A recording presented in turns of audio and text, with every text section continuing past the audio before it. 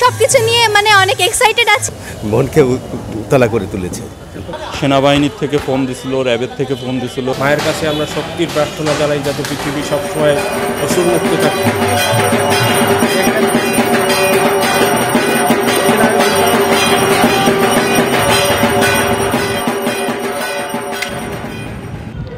চলছে সাজসজ্জা ও আলোকসজ্জার শেষ ধাপ।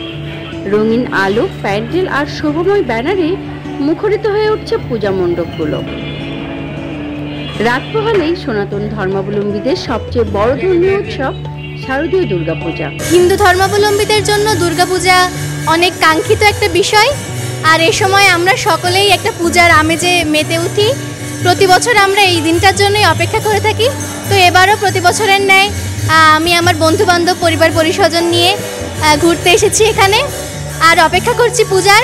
আশা করছি সকলের পূজাই ভালো কাটবে, সকলের জন্য শুভকামনা।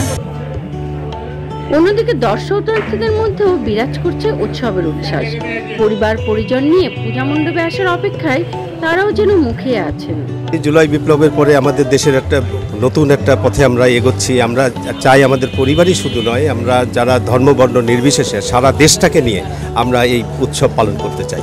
যথেষ্ট পরিমাণে নিরাপত্তা আছে আমাদের মন্দির কমিটির থেকে, যেরকম নিরাপত্তা রয়েছে সব সময়। এ বাদে প্রশাসনিক দিক থেকে সব ডিপার্টমেন্টের থেকে প্রতিনিয়ত সব সময় আমাদের সাথে যোগাযোগ করতেছে। পূজা পরিচালনার জন্য পুরোহিতরা শেষ মুহূর্তের প্রস্তুতিতেও ব্যস্ত সময় পার করছেন। পূজার আনুষ্ঠানিকতা শুরু হওয়ার আগে ভক্তদের জন্য বিশেষ প্রার্থনার আয়োজন থাকছে।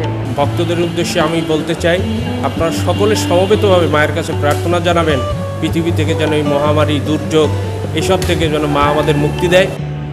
বেশিরভাগ মন্দিরেই প্রতিমা তৈরির কাজ শেষ মুহূর্তের প্রস্তুতির এই ব্যস্ততা আর আনন্দে ইতিমধ্যেই উৎসবের আমেজ ছড়িয়ে পড়েছে। Desk report, voice of tiger.